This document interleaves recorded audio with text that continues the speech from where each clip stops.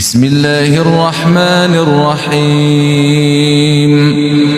الحمد لله الذي خلق السماوات والأرض وجعل الظلمات والنور ثم الذين كفروا بربهم يعدلون هو الذي خلقكم من